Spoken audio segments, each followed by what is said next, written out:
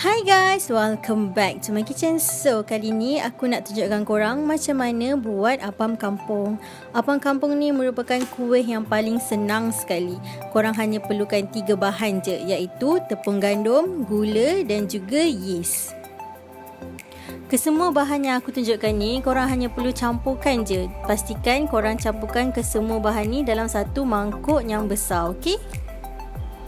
Selepas itu, korang boleh masukkan air sedikit demi sedikit.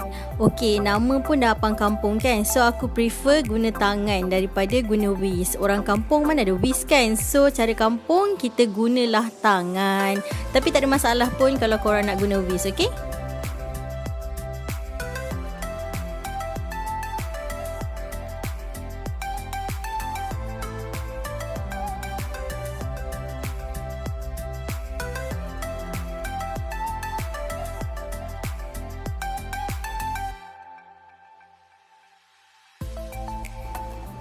Okey, korang pastikan korang punya acuan tu digaul rata dan menjadi tekstur yang macam ni.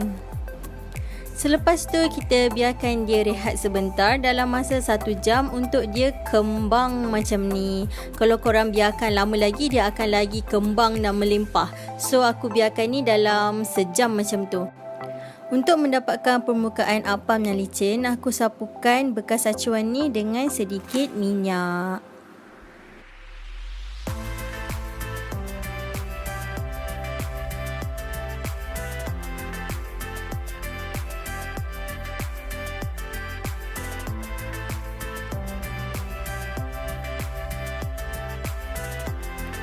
Selepas korang ratakan minyak tu, korang dah boleh transfer acuan apam yang korang buat tadi tu. Acuan apam kampung ni korang jangan kacau dia sangat selepas dia naik. Bila korang kacau dia, nanti dia akan mendap semula. Kalau dia dah mendap, korang kena perlu bagi masa dalam 15 minit sebelum kukus untuk dia kembang lagi semula. Disebabkan bekas acuan aku tu kecil, jadi aku letakkan separuh je acuan apam tu. Kalau aku letak semua sekali, nanti aku takut dia tak masak. So better korang jadikan dia half je, jangan lebih daripada half.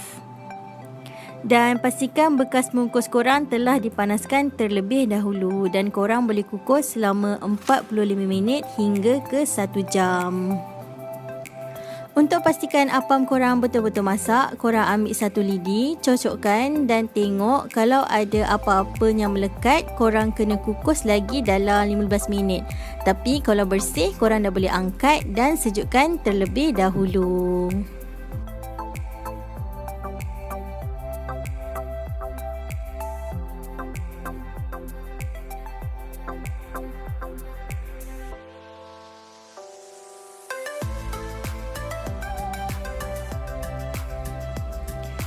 Okey, ini adalah antara tujuan kita kenapa kena letak minyak dekat bekas acuan, supaya kita punya apam akan cantik elok je. Korang tengok ni, okey?